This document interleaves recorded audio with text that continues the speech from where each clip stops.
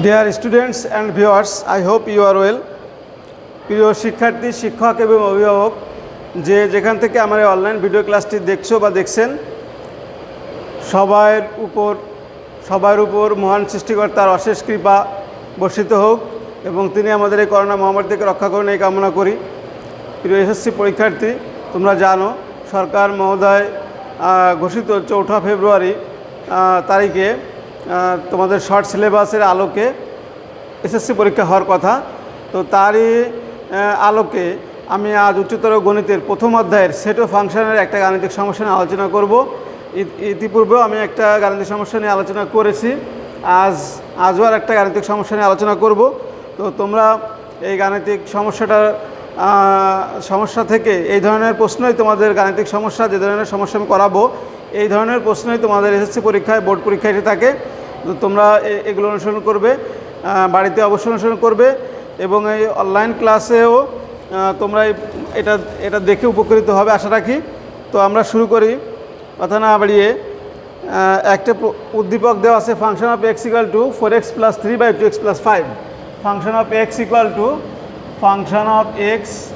Two 4x + 5 divided by 2x + 3। আমাদের উদ্দীপকটা 4x + 3 divided by 2x + 5। 4x +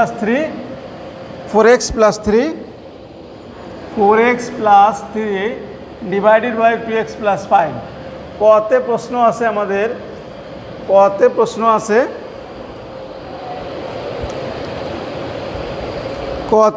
আছে আমাদের, ফাংশন অফ এক্সের ডোমেন নির্ণয় করো। ফাংশন অফ এক্স এর ডোমেন নির্ণয় করো। ফাংশন অফ এক্সের ডোমেন নির্ণয় করো।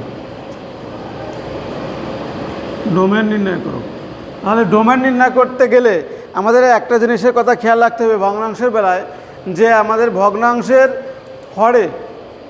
হরে কখনো 0 হওয়া যাবে না। হরে 0 হলে সেই ভগ্নাংশটি অনির্ণয় বা অসংজ্ঞায়িত হয়ে যায়, অনির্ণয় আকার ধারণ করে, অসংজ্ঞায়িত হয়ে যায়। তাহলে এই ক্ষেত্রে অবশ্যই এই হরটা 2x + 5 কখনোই 0 হতে পারবে না। তাহলে function of x equal to 4x + 5 divided by 2x + 5 belongs to R হবে। আর মানে রিয়েল নাম্বার হবে, বাস্তব সংখ্যায় এটা থাকবে। আর যদি √ওভার থাকতো, বর্গমূল থাকতো, তাহলে বর্গমূলের ভিতরে যে রাশিটা থাকবে সেই রাশিটার মান কখনো ঋণাত্মক হতে পারবে না, কারণ ঋণাত্মক রাশির বর্গমূল অসংজ্ঞায়িত, তাই না? আমাদের ক্যালকুলেটরে দেখালে ম্যাথের আসবে বা অনির্ণয় আকার, অসংজ্ঞায়িত। আর এখানে যেটা একটু ভগ্নাংশ দেওয়া আছে, উপরেরটা লব, নিচেরটা হর, তাহলে এই হরটা কখনোই 0 হতে পারবে না। তাহলে বিলংস টু আর হবে যদিও কেবল যদি, হবে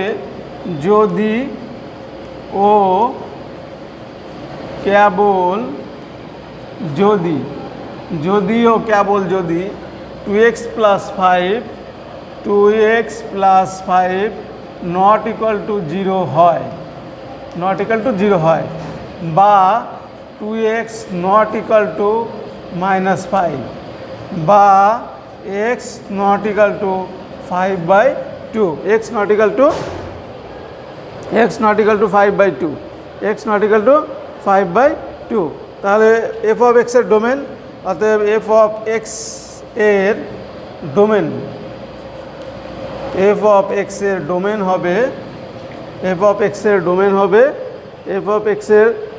হবে ডোমেন ইকুয়াল টু আর এর থেকে এই যে 5/2, আর থেকে 5/2টা অবশ্যই বাদ যাবে, আর থেকে 5/2টা অবশ্যই বাদ যাবে, -5/2, আর এর থেকে আর বাদ -5/2। সেকেন্ড ব্র্যাকেট দেখে রাখতে হবে, কারণ এই -5/2 একটা সেট, তাহলে আর একটা সেট, এটাকে তো সেকেন্ড ব্র্যাকেট দিয়ে দ্বিতীয় বন্ধনী দেওয়ার কোনো প্রয়োজন নেই, 8 দিয়ে বোঝায় সকল বাস্তব সংখ্যার সেট। আর এই -5/2 একটা সেট, তাহলে আর থেকে -5/2 বাদ দিলে যে সেটটা পাবো সেটা হচ্ছে ফাংশন অফ এক্সের ডোমেন। শিক্ষার্থী, আশা করি বুঝতে পেরেছো। তাহলে আমরা খর প্রশ্নে চলে যাই। আমাদের খর প্রশ্নে বলা আছে হওয়ার প্রশ্নে আমাদের বলা আছে, হওয়ার প্রশ্নে দেখো, হওয়ার প্রশ্নে বলা আছে দেখাও যে ফাংশন অফ এক্স এক এক ফাংশন, দেখাও যে ফাংশন অফ এক্স এক এক ফাংশন, দেখাও যে এফ অফ এক্স এক এক ফাংশন, এক এক ফাংশন,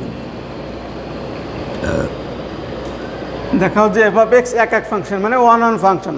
তাহলে ওয়ান ওয়ান ফাংশন করতে গেলে আমাদের যে ম্যাপিংয়ে ছিল, ম্যাপিংয়ে দিয়ে আমাদের দেখায় 1 2 3 একটা সেট আর একটা সেট। তাহলে এর সাথে ধরো এ বি সি, তাহলে এটা আছে প্রাক প্রতিবিম্ব, এটা প্রতিবিম্ব, বা এটা হচ্ছে তোমার ডোমেন, এটা হচ্ছে রেঞ্জ। তাহলে একের সাথে মনে করো যে সি এর মিল, দুইয়ের সাথে মনে করো এ এর মিল, তিনের সাথে মনে করো বি এর মিল, বি এর সম্পর্ক, একের সাথে সম্পর্ক সি এর, দুইয়ের সাথে সম্পর্ক এ, তিনের সাথে সম্পর্ক বি এর। তাহলে দেখো একটার সাথে একটা সম্পর্ক, তাহলে এই ধরনের সম্পর্ককে আমরা বলে থাকি এক এক ফাংশন। তাহলে এখানে আমাদের এই ফাংশনটা যে এক এক ফাংশন, এটা আমাদের প্রমাণ করতে হবে। প্রমাণ করতে হলে আমাদের একটা মেথড ইউজ করতে হবে। মেথডটা হচ্ছে প্রথমে আমাদের ধরে নিতে হবে যে ধরি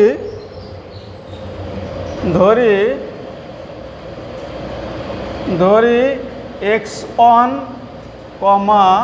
x2 belongs to DOM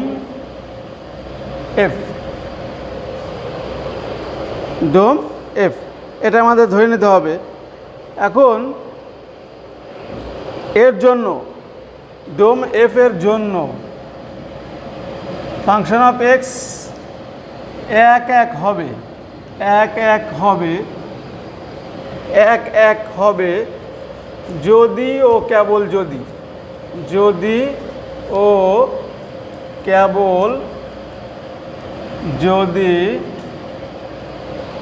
এক এক হবে যদি ও কেবল যদি function of x1 equal to function of x2 হলে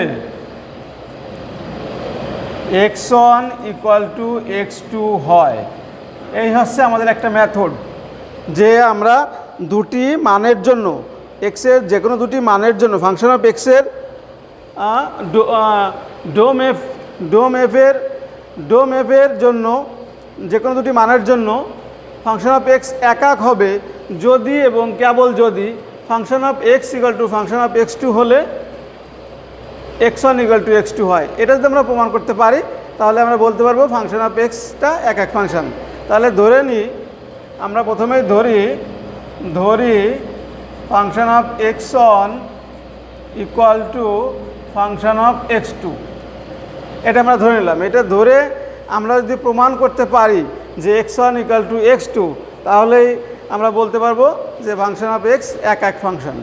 তাহলে ফাংশন অফ x1 বা তাহলে ফাংশন অফ এক্স আমাদের দেওয়া আছে কি, আমাদের এখানে দেওয়া আছে ফাংশন অফ এক্সটা equal to 4x plus 3 divided by 2x plus 5। তাহলে এখানে এক্সের পরিবর্তে আমরা প্রথমে এখানে x1 বসাই।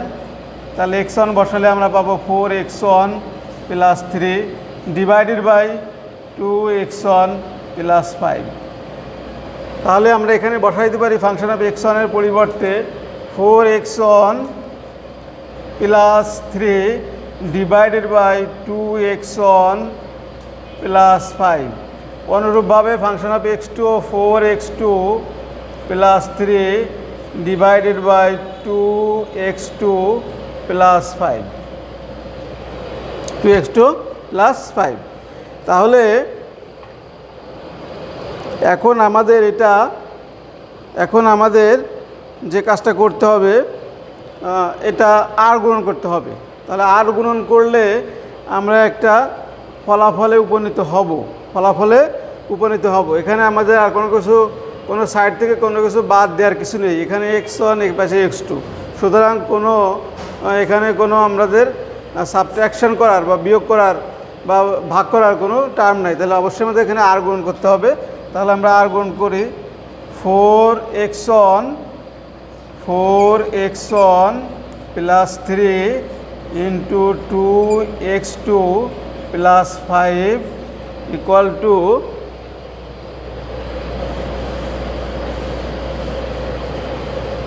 টু আমরা লিখতে পারি 4x2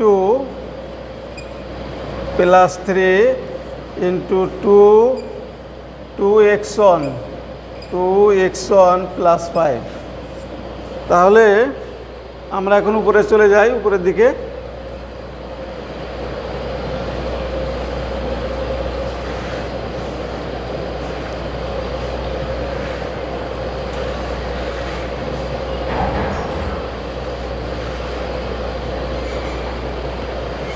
তাহলে এখানে আমরা মনোযোগ সহকারে আমাদের গুণটা করতে হবে। তাহলে গুণটা আমরা করি, বা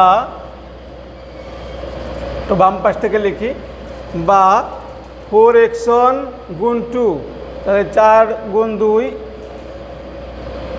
8, 8x1 x2 plus 4 into 5 20 x1 plus 3 দিয়ে গুণ করি, 3 দুগুণে 6 x2 প্লাস 3 গুণ 5 15 ইকুয়াল টু, তাহলে এই পাশেও ঠিক একই টার্মই আমরা পাবো, শুধু x1-এর জায়গায় x2, তাই না? তাহলে x2 x1 একই কথা। তাহলে এখানে 8x1 x2 plus 20x2 plus 6 plus 22x2 আর 6x1 প্লাস 15। তাহলে এখান থেকে আমরা দেখতে পাচ্ছি 8x1 x2 8x1 x2 বাদ, তাহলে আমাদের থাকবে 20x1 প্লাস 6x2, আর এখান থেকে 15ও বাদ, এই দুটো ক্যান্সেল। তাহলে আমাদের থাকতেছে 20x1 plus 6x2 equal to 20x2 plus 6x1, বা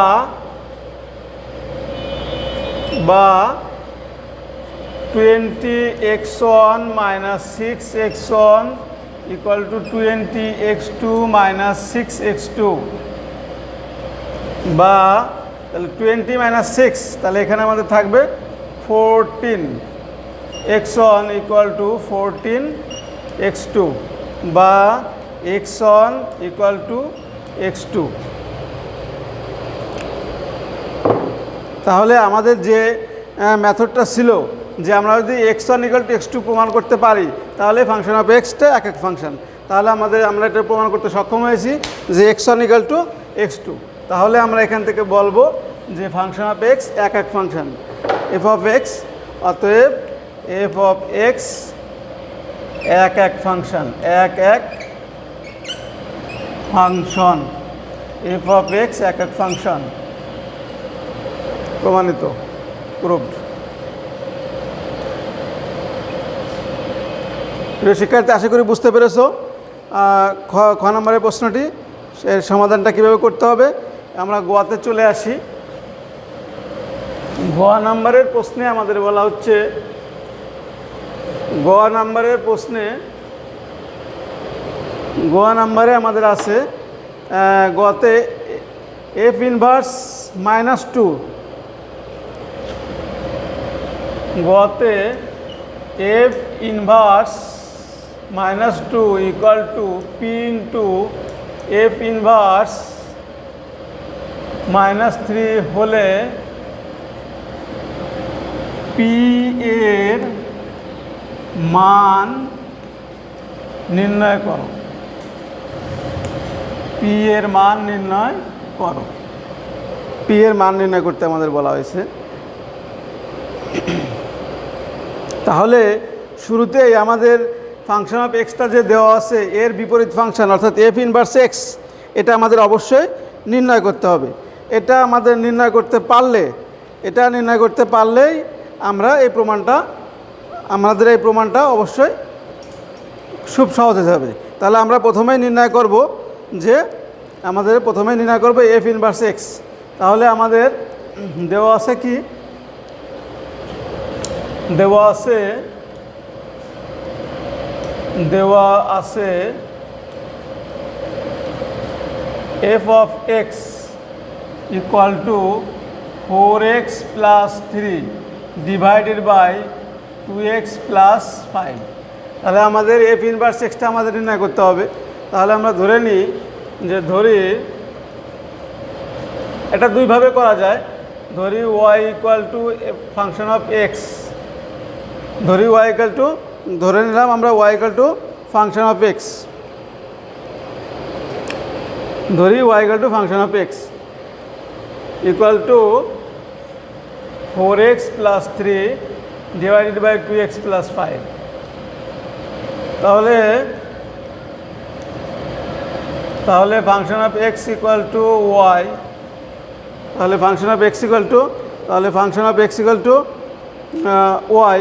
এখন উভয় পক্ষে আমরা কাজ করি, এফ ইনভার্স বসাই দেই। এফ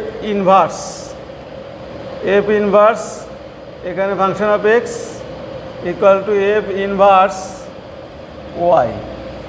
তাহলে এখানে এফ ইনভার্স আর এখানে এফ আছে, তাহলে এখানে আমাদের শুধু এক্স থাকবে equal to F inverse y,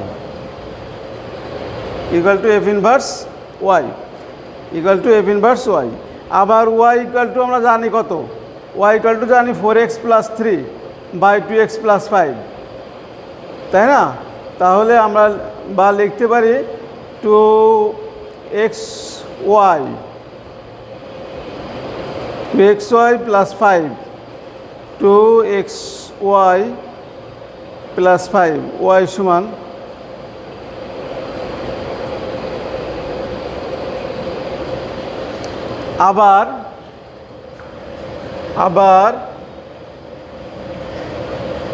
আবার আমাদের দেওয়া আছে কত, y equal to 4x plus 3 divided by 2x plus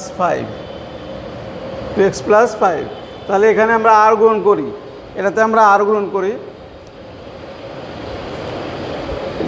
আর গ্রহণ যদি আমরা করি তাহলে আমরা পাবো কত, বা 2xy plus 5y equal to 4x plus 3, 2xy plus 5y equal to 4x plus 3। তাহলে এখান থেকে আমাদের এক্সের মানটা নির্ণয় করতে হবে। তাহলে আমরা এবারে চলে আসি, বা 2xy minus 4x equal to 3 minus 5y, বা এখান থেকে আমাদের কমন যাচ্ছে x, 2y minus 4 equal to 3 minus 5y, বা x equal to 3 minus 5y divided by 2y minus 4। তাহলে এক্সের পরিবর্তে আমরা লিখতে পারি কত, এফ ইনভার্স ওয়াই, অর্থাৎ F inverse y equal to 3 minus 5y divided by 2y minus 4, এখন আমরা এখানে আমাদের নির্ণয় করতে হবে এফ ইনভার্স 2 আর এফ ইনভার্স 3। তাহলে আমরা ওয়াইয়ের পরিবর্তে -2 বসাই আর ওয়াইয়ের পরিবর্তে আর একবার -3 বসাই, তাই না? 3 minus 5y divided by 2y minus 4, correct. তাহলে বা এফ ইনভার্স ওয়াইয়ের পরিবর্তে আমরা একবার -2 বসাই, তাহলে 3 মাইনাস 5 গুণ -2 ডিভাইডেড বাই 2 গুণ ওয়াইয়ের মান -2 মাইনাস 4। আমরা যদি হিসাবটা করি তাহলে আমরা পাবো 3 মাইনাস প্লাস 10, আর সরি এখানে আসছে -2, -4 -4 -8, তাহলে আমরা পাবো 10 আর 3 13, equal to -13/8 equal to -13/8। F inverse 2 পেলাম এবং এফ ইনভার্স এরপরে আমরা চলে আসি,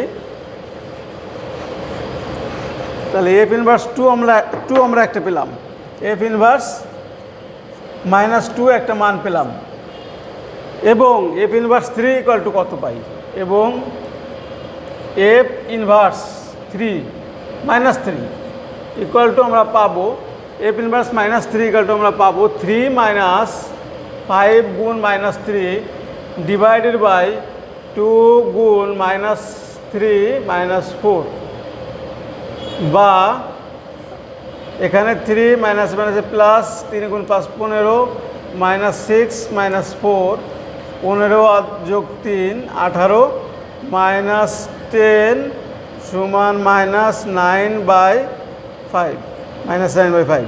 তাহলে এফ ইনভার্স -3 ইকাল টু পাইলাম -9/5 -9/5। ওকে, দ্যাট গুডস। তাহলে এই দুটো মান আমরা বক্স করে রাখি, এই দুটো মান আমাদের ব্যবহার করতে হবে, এই দুটো মান আমাদের ব্যবহার করতে হবে। তাহলে আমরা চলে যাই এবার মূল যে প্রশ্নটা দেওয়া আছে, এত হলে পি এর মান নির্ণয় করো।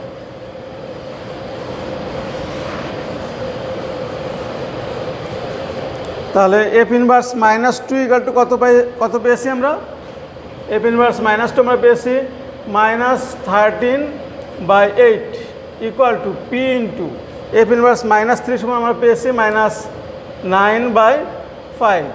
তাহলে এটা সমাধান করে আমরা পি এর মান খুব সহজে নির্ণয় করতে পারি। তাহলে এখানে আমাদের মাইনাস ক্যান্সেল করে দিই শুরুতেই, মাইনাস ক্যান্সেল। তাহলে 13/8 ইকুয়াল টু 9p/5, বা এই পিটা আগে আনি, 8 নং 72 পি ইকুয়াল টু 5 13 65, 5 13 65। তাহলে এরপরে আমরা আসি, বা পি ইকুয়াল টু 65/72, 65/72, এটাই আমাদের অ্যান্সার। প্রিয় শিক্ষার্থী, আশা করি তোমরা বুঝতে পেরেছো। তো আজকে এই পর্যন্তই। তোমরা অবশ্যই প্রয়োজনে ছাড়া বাইরে যাবে না, আর বাইরে গেলে অবশ্যই মাস্ক ব্যবহার করে যাবে। বাড়ি থেকে এসে অবশ্যই ভালো করে সাবান পানিতে হাত ধুবে। আর একটা কথা, যে জীবনকে ভালোবাসতে হবে এবং ওদের থেকে দূরে থাকতে হবে। তো আজকে পর্যন্ত সকলকে ধন্যবাদ।